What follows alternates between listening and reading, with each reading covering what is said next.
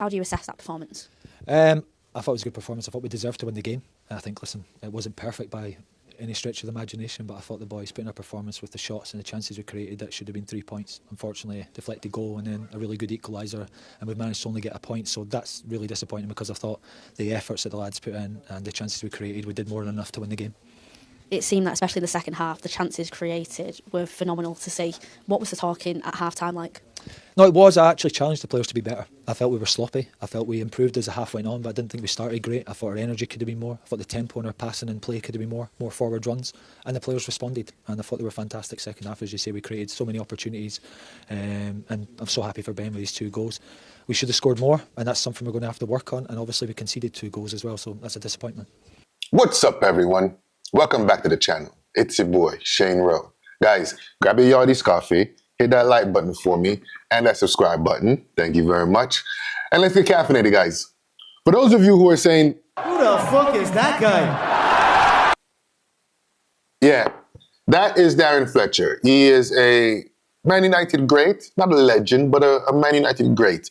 And he has been tasked with being our interim manager until we get a permanent interim manager. Oh, shit. Here we go again. Yeah, you know, listen, a lot has happened in the whole week.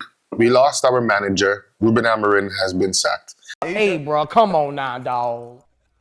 Come on, man.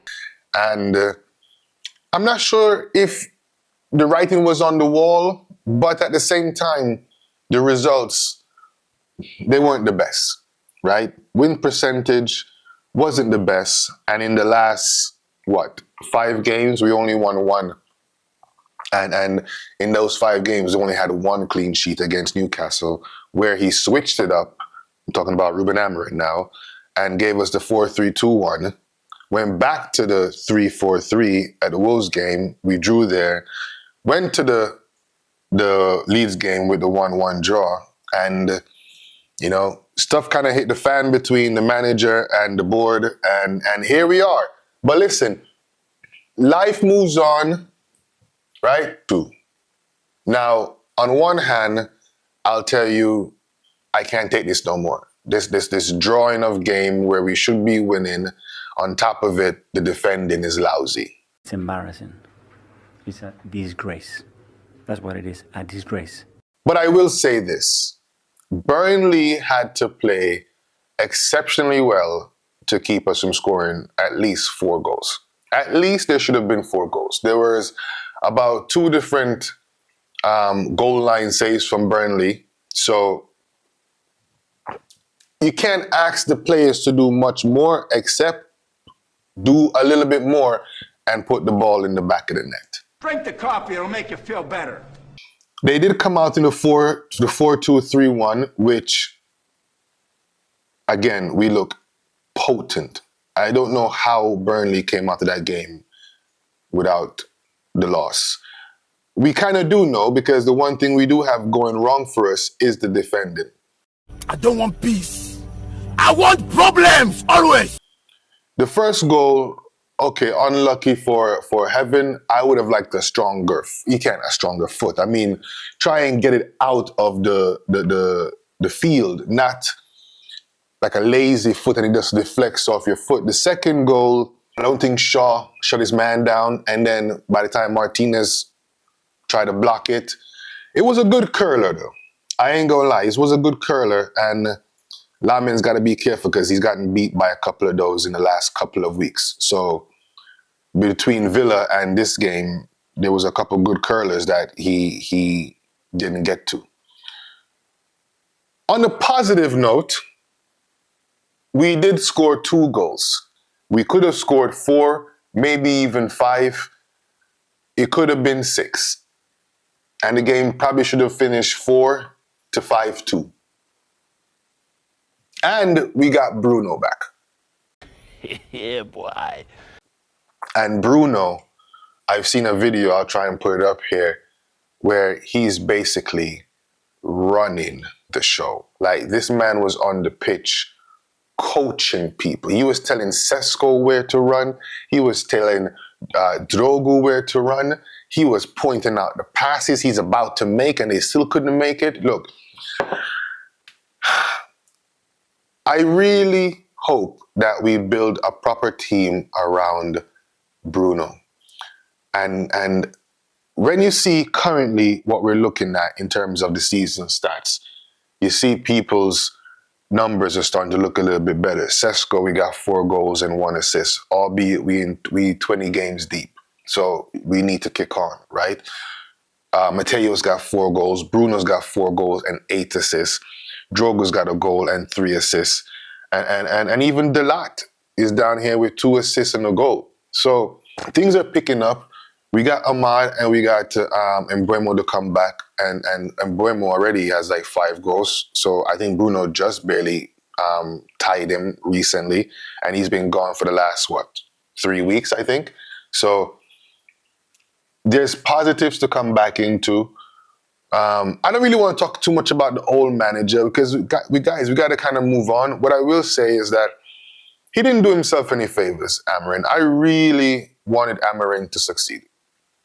But when you see a system that's not really working, I understand that. Don't get me wrong. There's blame on all sides here because Ineos picked this man to come from Sporting. He had a good thing going at Sporting and you messed that up. You knew he played a 3-4-3 system. You don't get him the quality players that he needs to really succeed in the system. Then you tell him, oh no, switch back to the 4-3-2-1 system. Now, I will give Indy Kylie, I think it's Indy Kyla, a shout out because I remember him saying this in December.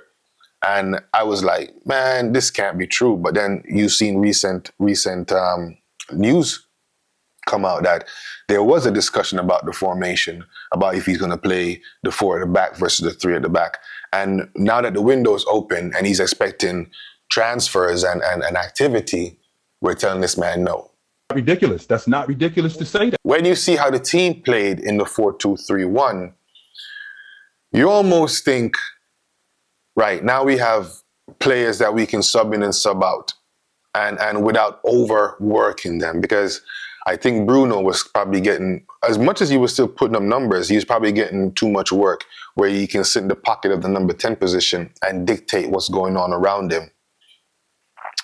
I believe Ugarte doesn't look as exposed. I still don't think Ugarte is United quality, but he doesn't look as exposed as he did before when he's tucked in with Casemiro beside him. We still let in 2 goals, so we need to get the defending under control. And the last, again, we only had 1 clean sheet in the last 5 games, which is unacceptable, right? And the game before that, we lost. So we need to tighten it up. Fortunately for us, we're still in and around the mix. Unfortunately, we dropped down to 7th because Newcastle won their game.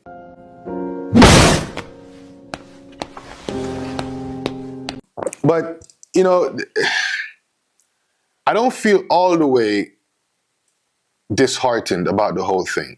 I think I'm just a bit dazed and confused and a bit jaded by this team since the last year. Maybe that's part of Amarin. Maybe now we'll kick on. I mean, Sesko got 2 goals, right? And he could have gotten a 3rd. He got a wonderful header that was cleared or saved. So, you know, the team looks like it's going in the right direction. Shout out to Darren Fletcher and whoever comes in for the next 6 months or 5 months till the summer. And hopefully we can actually play well now, man. Maybe this formation suits this team a lot better. And I think with this formation, we'll get a lot more done and a lot more successes. So, you know, Bruno, long may he continue providing us with goals and assists. And yeah, you guys let me know what you thought about the game. I know you're disappointed. Let me know what you think about Amarin leaving. And hopefully, you know, we can kick on, get some wins now. We need to get some wins now. We've exacerbated the draws. We need to start winning some games and get 3 points consistently. But you guys leave your comments down below, like the video, and don't forget to subscribe. Thank you for watching, and God bless you. Peace.